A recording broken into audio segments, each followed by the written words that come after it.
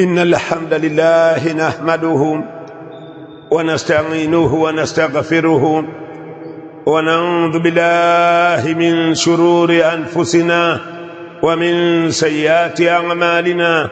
من يهده الله فلا مضل له ومن يضلل فلا هادي له، وأشهد أن لا إله إلا الله وحده لا شريك له، وأشهد أن محمدا عبده ورسوله. يا أيها الذين آمنوا اتقوا الله حق تقاته ولا تموتن إلا وأنتم مسلمون. يا أيها الناس اتقوا ربكم الذي خلقكم من نفس واحدة وخلق منها زوجها وبث منهما رجالا كثيرا ونساء، واتقوا الله الذي تساءلون به والأرحام إن الله كان عليكم رقيبا. يا أيها الذين آمنوا اتقوا الله وقولوا قولا سديدا يصلح لكم أعمالكم ويغفر لكم ذنوبكم، ومن يطع الله ورسوله فقد فاز فوزا عظيما.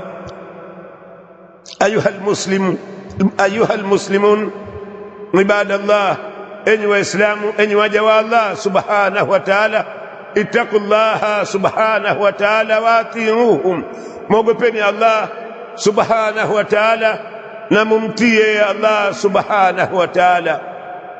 Nahnu lana fi shahri Shaabana, sisi hivi sasa tupo katika mwezi wa Shaabani, na leo hii katika mwezi wa Shaabani baadhi ya watu wanahesabu kama wapo katika 18 Shaabani, yani mwezi 18 Shaabani, na wengine wanahesabu kama wapo katika 17 katika mwezi wa Shaabani.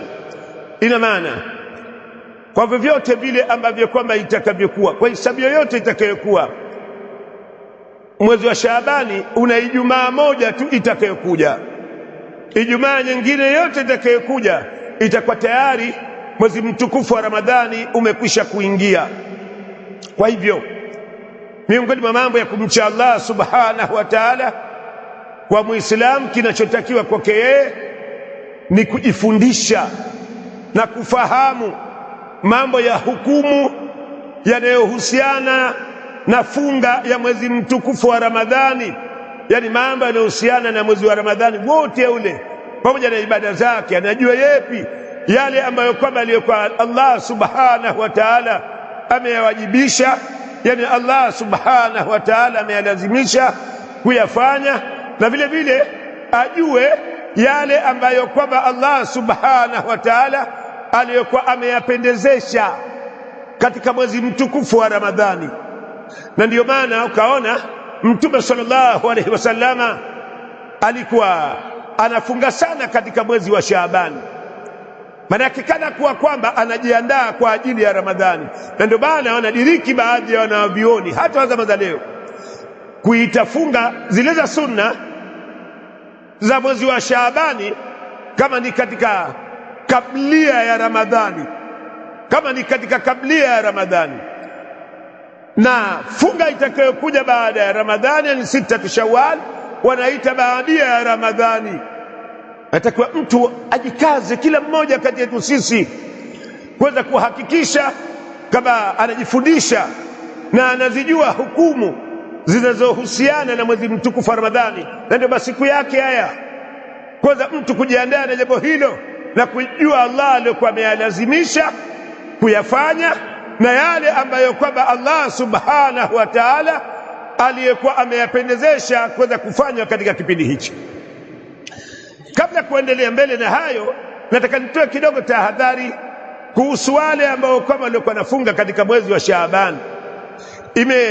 Ipo hadithi ya Mtume sallallahu alaihi wasallama, lakini wengi katika wanavyuoni wa hadithi wako wanaosema kati ya wao kwamba ni hadithi ambayo kwamba iliyokuwa dhaifu, na wako wengine wanasema hapana, ni hadithi ambayo kwamba iliyokuwa sahihi. Nayo hadithi anaambiwa Mtume sallallahu alaihi wasallam kama kasema, idha baqiya nisfu min Shaaban, itakapobakia nusu ya mwezi wa Shaabani, fala tasumu, msifunge. Hadithi hii imekuja na wanavyuoni wa hadithi wamehitilafiana kuhusu kuisahihisha hadithi hii, kama nilivyokwisha kutangulia kusema, madhehebu ya Kishafi imeishukulia hadithi hii, wengi katika wanavyona madhehebu ya Kishafi, kwamba ikifika nisfu Shaabani hakuna kufunga, watu wasubiri mwezi wa Ramadhani.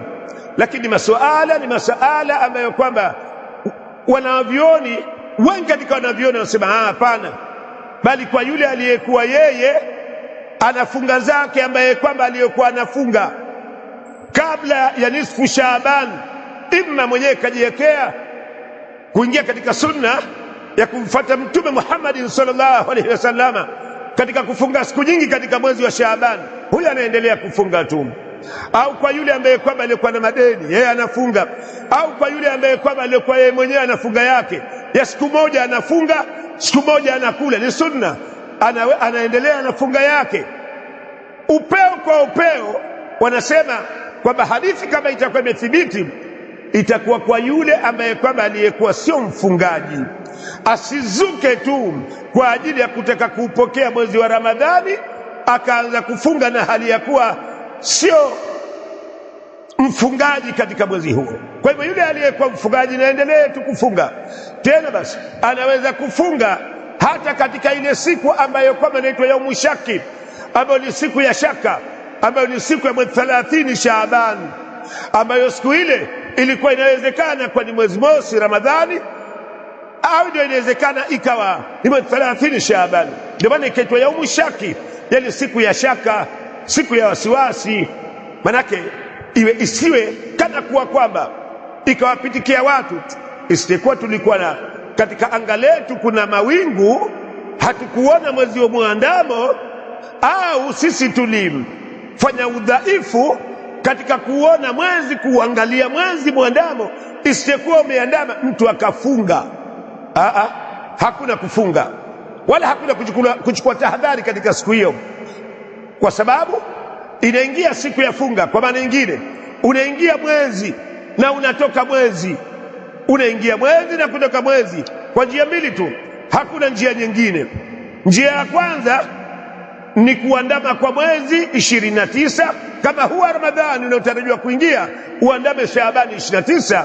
Ikiwa haujaandama, njia ya pili ndio kukamilishwa masiku ya mwezi wa Shaabani, siku 30. Kwa hivyo kilichokuwa mtu anafunga anaweza kuendelea na kufunga katika mwezi huu wa Shaabani. Sasa kama nilivyotangulia kusema, kama mwezi wa Ramadhani uko karibu, mwezi wa Ramadhani uko karibu, kwa kuwa uko karibu, wa ala almuslim, ni juu ya muislamu, an yatahalla biadabi siyami, ni juu ya muislamu kujipamba biadabi siyami, na adabu za kufunga. Yani kujipamba na adabu za kufunga, kwa sababu kufunga kuna adabu zake. Kwa hivyo mtu, na maana ndio pale tulivyotangulia mwanzo kusema kwamba asome apate kufahamu, japo kwa njia maana yake ya kufahamishwa na kuweza kuelewa jambo. Kama muda ushakwenda, labda atakuwa hawezi kusoma kitabu baada ya kitabu au kusoma hatua baada ya hatua, lakini yale mambo ambayo kwamba yalikuwa muhimu, na yote ni muhimu, lakini yanazidiana katika umuhimu, kuweza kuyajua. Kwa hivyo ni juu ya Muislamu kuweza kujipamba na adabu za kufunga. Kwa nini? Kwa sababu ndugu zanguni katika imani, barakallahu fikum, Allah akubarikini, fa ashalu shay'in, jambo au kitu kilichokuwa chepesi zaidi fi Ramadhana, katika Ramadhani, yani katika funga ya mwezi wa Ramadhani, na katika funga, katika kila funga mtu anayefunga, tarku taami, ni kule kuacha chakula, yani kuacha kula, wa sharabi, na kule kuacha kunywa. Hili ni jambo la wafungaji wengi ambalo kama tulikuwa nalo, lakini hili ni jambo ambalo kama la daraja ya chini kwa wafungaji. Ni mfungaji, lakini daraja ya chini kwa maana nyingine kwa mfungaji ni yule anayejizuilia na kula na kunywa tu basi. Hii ndio daraja ya chini ya funga, na majority, yani na wengi katika sisi hivi ndivyo tulivyo. Tunajizuilia na kula na kunywa, lakini mambo mengine yote ya makosa, yani ya madhambi, ya ulimi, ya mikono, ya miguu, ya masikio, ya macho na makosa mengineyo mbalimbali yanayotokana na viungo vyetu mbalimbali. Sisi kana kuwa kwamba hayo hatuyaingizi katika masala ya kufunga, ambalo si jambo ambalo kwamba lilikuwa sila sawa sawa. Yakulu Maimunu bin Mahran rahimahullah, anasema mwanachuoni huyu wa salafi, ahwanu saumi, yani funga iliyokuwa ya kiwango cha chini kabisa, yani daraja ya chini kabisa na iliyokuwa dhaifun, ni tarku taami washarabi, ni kule kuacha chakula. Yani kwa mfungaji akawa anaacha chakula na anaacha kinywaji. Idh hunaka, kwa nini akasema hivyo?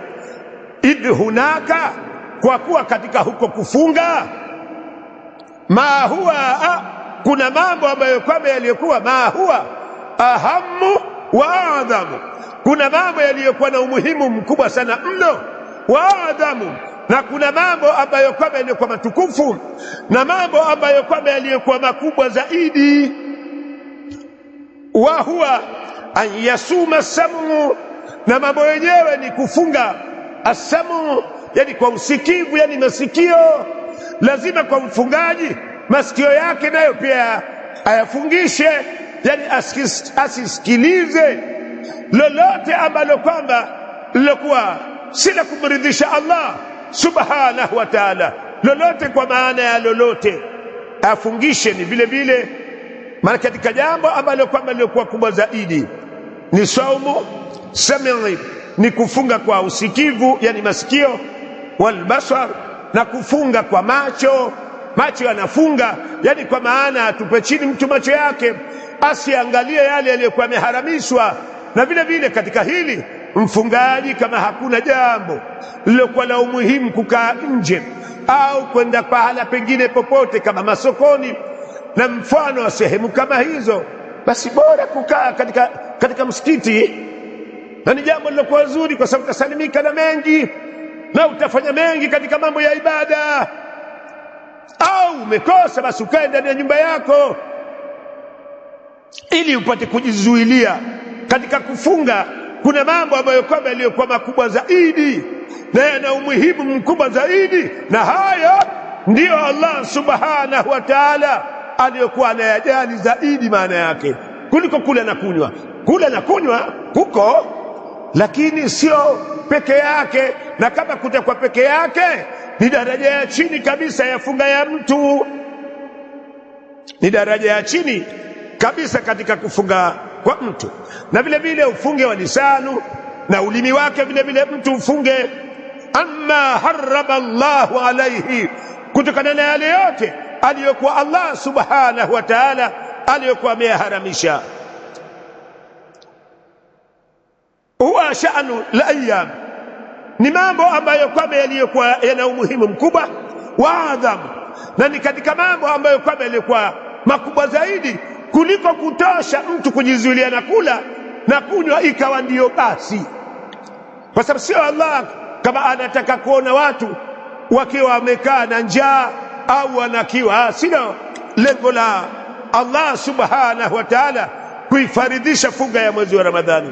Faqad qala sallallahu alayhi wasallama, kwani kwa hakika amesema mtu kufa daraja Mtume sallallahu alayhi wasallama kasema, man lam yadaa kaula man yadaa, kwa yule aliyokuwa hajaacha kaula zuri wala amala bihi, alikuwa hajaacha kusema uongo wala amala bihi, na hajaacha kuufanyia kazi, yani kuutenda uongo, kuutendea uongo, yani kutenda ule uongo aliokuwa tayari ameushausema au aliyokuwa nao akawa anaufanyia utendo, anautenda uongo ule kwa matendo sasa. Wala amala bihi waljahala, na aliyokuwa hajaacha mambo ya ujinga. Mambo ya ujinga hapa yanaingia kila mambo ambayo kwamba Allah subhanahu wa ta'ala aliyokuwa Allah ameharamisha, mambo Allah subhanahu wa ta'ala aliyokuwa hayaridhi.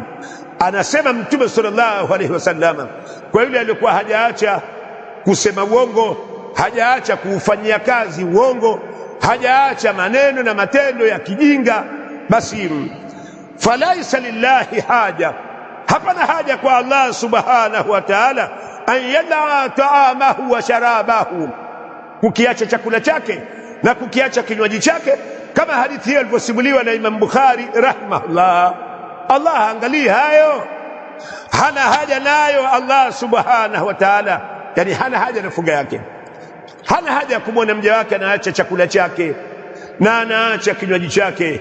Ndio inaingia anamwacha mkewe na anaacha mengine yote yale ambayo kama yalikuwa laitani, kama si mchana wafunga, basi angelikuwa ni ya halali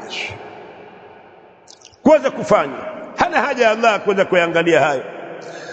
Wa fil hadithi, na katika hadithi nyingine, an Rasulillah sallallahu alaihi wasallam, kutoka kwa Mtume sallallahu alaihi wasallam aidan vile vile, Mtume sallallahu alaihi wasallam akasema, laisa siyamu min al-akli washurbi, sio kufunga kujizuilia na kula na kujizuilia na kunywa. Innama siyamu, kwa hakika si vingine bali kufunga, min al-lagwi, ni kujizuilia na mambo ya upuuzi, warafathi, na kujizuilia na maneno yaliyokuwa machafu, kwa kiasi ambacho kwamba akafika kusema Mtume sallallahu alaihi wasallam katika hadithi hiyo, fa insabaka ahadun, iwapo kama atakutukana yoyote, au jahila alaika, au atakapofanya ujinga juu yako wewe, jambo lolote la kijinga, jambo lolote la kipumbavu, kama kukuvunjia heshima yako na mfano wa hayo, basi faltakul, sema wewe, faltakul, sema wewe mfungaji, inni saimun, mimi ni mfungaji, inni saimun, mimi ni mwenye kufunga.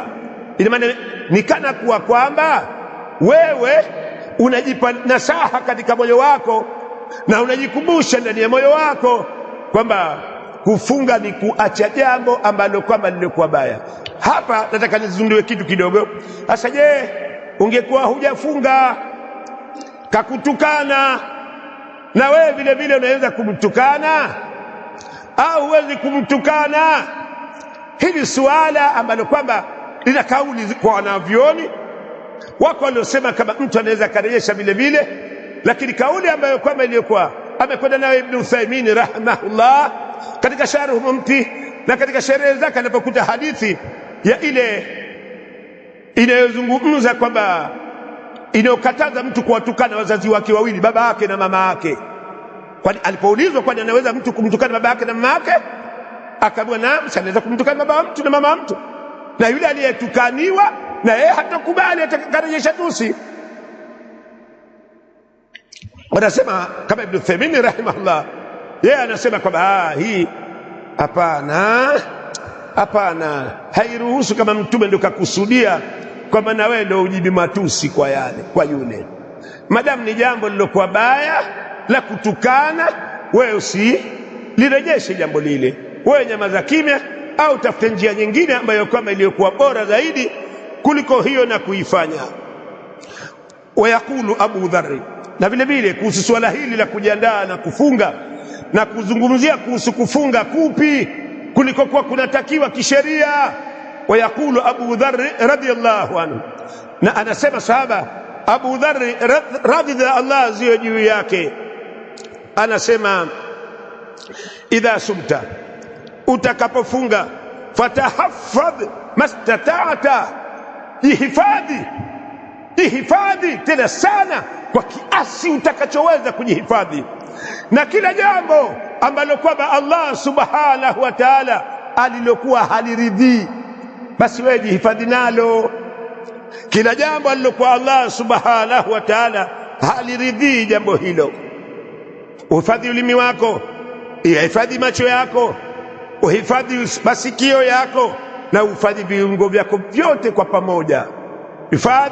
Jihifadhi kutokana na jambo la kusema uongo, jihifadhi na kwa ujumla katika kila mambo ambayo kwamba aliyokuwa Allah subhanahu wa ta'ala aliyokuwa ameharamisha.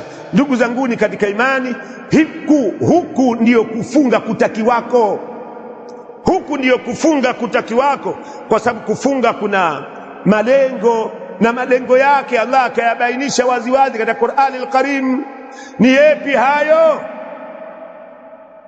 Kwa hivyo unapofunga wewe wadaa adhan jari, na wacha jambo la kumuudhi jirani, ikiwa jirani wa nyumba au yoyote ambaye kwamba aliyekuwa karibu na wewe, wacha.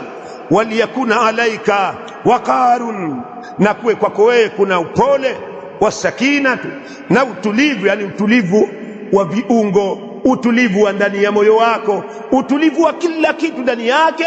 Unawaza mambo ambayo kwamba yaliyokuwa mazuri, mambo ambayo kwamba yaliyokuwa ya khair. La tajali yauma saumika, usiufanye mchana wako wa kufunga ka yaumi fitrika, kama unavyoufanya siku yako ya kula kwako mchana. Sio sawa siku mbili hizo, kwani siku za kula mchana kunatakiwa mtu afanye aliyokuwa Allah hayataki. Allah, hapana, bali katika mwezi mtukufu wa Ramadhani na katika pahala pengine, katika masiku ambayo kwamba yalikuwa matukufu au saa zilizokuwa tukufu, vile vile inatakiwa mtu yale yaliyokuwa yameharamishwa kujizuilia nayo, kuna upewa umuhimu mkubwa zaidi, na kuyafanya yale yaliyokuwa yamekatazwa, dhambi yake inakuwa ni kubwa zaidi kuliko dhambi nyingine yoyote ile. Na ndio maana mtu kama afanya dhambi ile, mfano huyu kafanya dhambi ile mchana mwezi wa Ramadhani, na huyu kafanya dhambi ile lakini kaifanya katika mchana uliokuwa si wa Ramadhani, hata kama jambo lile ni katika miongoni akbaril kabairi, yamejibi dhambi ambayo kama ilikuwa mikubwa, lakini kiadhabu watakuwa ni tofauti watu wawili hawa. Kwa hivyo ndugu yangu, mwezi mtukufu wa Ramadhani unakuja. Kwa hivyo kila mmoja ni lazima juu yake kuhakikisha anajifundisha kuweza kujua hukumu zinazohusiana na mwezi wa Ramadhani, pamoja na yale yaliyokuwa yamewajibishwa ndani ya mwezi huo, pamoja na yale yaliyokuwa yamependezeshwa ndani ya mwezi huo. Alhamdulillahi rabbil alamin, wassalatu wassalamu ala rasulillah sallallahu alayhi wasallam, wa ashhadu an la ilaha illa Allah wahdahu la sharika la, wa ashhadu anna Muhammadan abduhu wa rasuluhu. Ayuha almuslimun ibadallah, enyi waislamu, enyi waja wa Allah subhanahu wa ta'ala, ittaqullaha subhanahu wa ta'ala wa atiuhu, muogopeni Allah subhanahu wa ta'ala na mumtii yeye Allah subhanahu wa ta'ala. Famaasiyatun,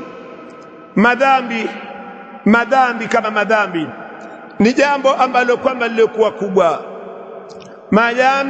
Kuyafanya madhambi kama madhambi ni jambo ambalo kwamba lilikuwa kubwa, na hasa katika hali ya funga. Kufanya madhambi kunakuwa ni kukubwa zaidi, kufanya madhambi kunakuwa ni kufunga zaidi. Kwa kuwa inna ahamma,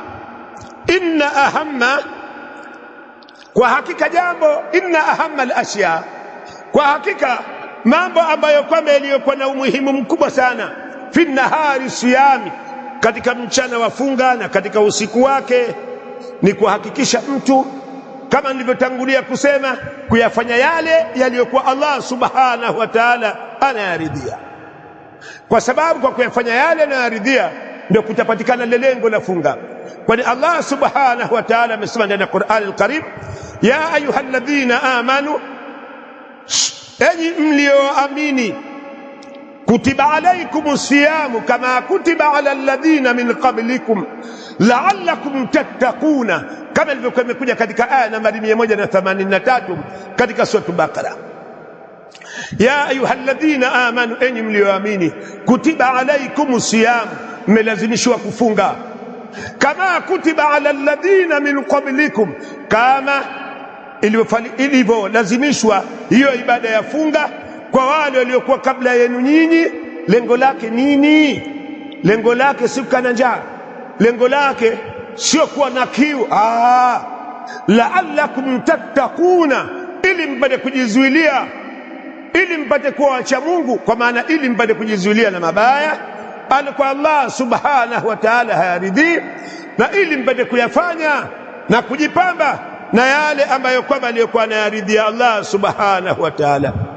Kwa hivyo athari kubwa ya funga na yenye umuhimu mkubwa sana mno ni kuhakikisha mtu anaupata ucha Mungu katika kufunga kwake.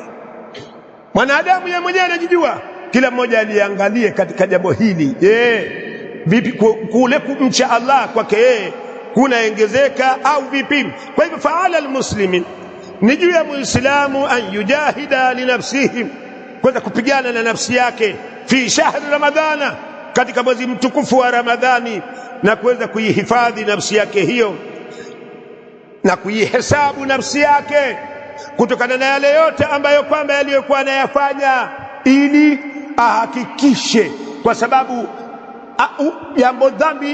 jambo la dhambi lolote atakalolifanya basi ajue kalitapunguza malipo kwake.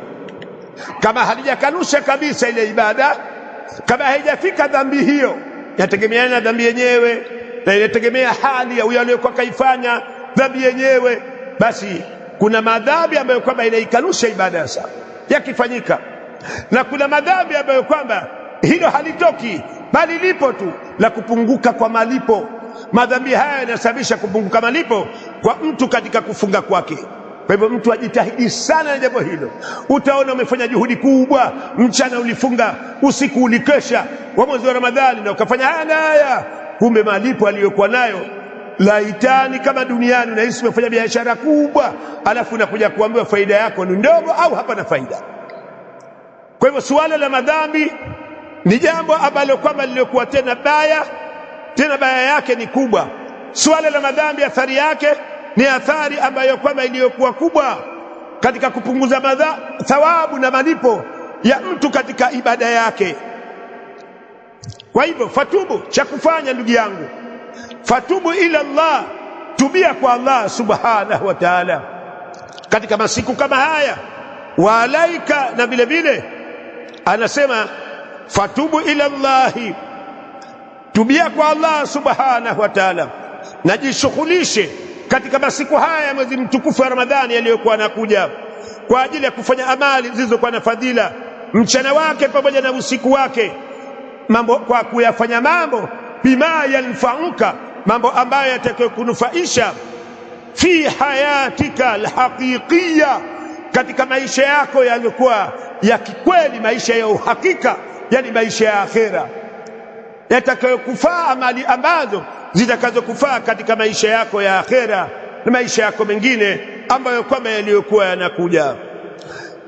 Utakapokuwa wewe umechupa mipaka ya Allah subhanahu wa ta'ala, na huwezi, si mtu wa kufanya mambo mengi mazuri, mfano wako watu kama hawa, basi ala ujizuilie, kaa katika ile mipaka alikuwa Allah subhanahu wa ta'ala alikuwa ameiweka, usije ukaikiuka, usiongeze kufanya mambo mengine. Kama huwezi kufanya mambo mengi mazuri, basi ala ujizuilie na kuyafanya yale Allah alikuwa hayataki.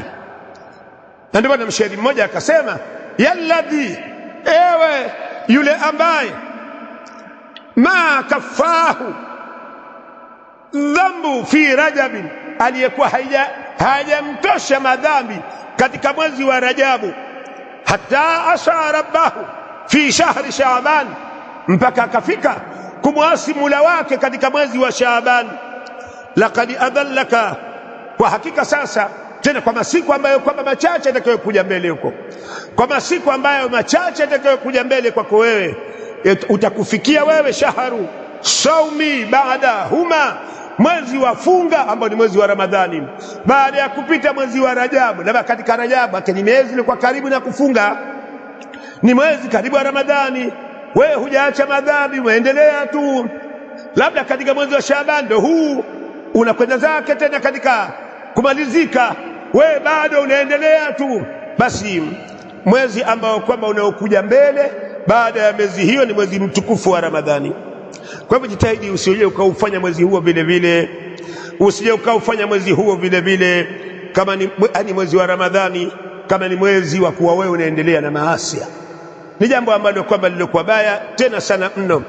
Bali watlul Qur'ana, soma Qur'ani al-Karim ndani ya mwezi wa Ramadhani sana, na mpaka leo anza ndani ya mwezi wa Ramadhani iwe sana. Wasabbih fihi, na vile vile ukimsifu sana Allah subhanahu wa ta'ala kwa matamko ya subhanallah, na ulete nyiradi tena kwa wingi ndani ya mwezi mtukufu wa Ramadhani.